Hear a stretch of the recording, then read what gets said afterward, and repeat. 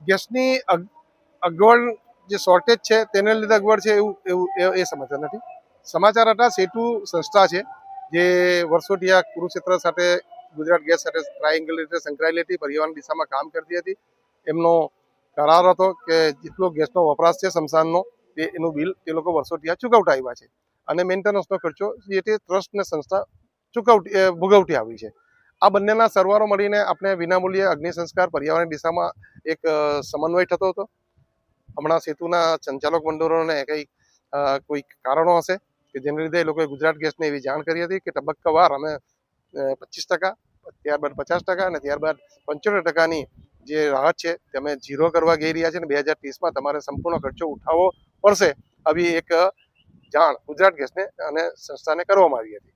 સંસ્થાએ તેની સામે સેતુને એ રીતે અપીલ બી કરી હતી કે આ પર્યાવરણનું ખૂબ મોટું કામ છે, તમે થોડી ટ્રસ્ટી મંડળ મેનેજમેન્ટ એમાં ગંભીરતાથી લઈને સહયોગ ચાલુ રહી તે દિશામાં જરા વિચારશો કે આટલા વર્ષથી આપણે પર્યાવરણ ક્ષેત્રે સાથે મળીને કામ કર્યું છે તો ભવિષ્યમાં પણ એ નિર્ણય ફરીથી થાય અને એના માટેના વૈકલ્પિક સગવડો આપ બી વિચારશો તેવી નમ્ર પ્રાર્થના હતી. તેનો સ્વીકાર કરવામાં આવ્યો છે અને સેતુએ હમણાં જ એ માટે ગુજરાત ગેસને જાણ કરી દીધી છે કે હવેથી આ 2030માં જે અમે બંધ કરવાના હતા તે હવે સંપૂર્ણપણે ચાલુ રાખીએ છીએ. આનાથી ખૂબ જ મોટા રાહતના સમાચાર મધ્યમ વર્ગ અને ગરીબ વર્ગનો ભાઈ છે કે જેઓને કોઈ આર્થિક નાણાકીય બી હોય તો આજે બી વિનામૂલ્ય છે અને આવતીકાલે બી વિનામૂલ્યે એ લોકોને આ અગ્નિ સંસ્કાર મળી રહેશે.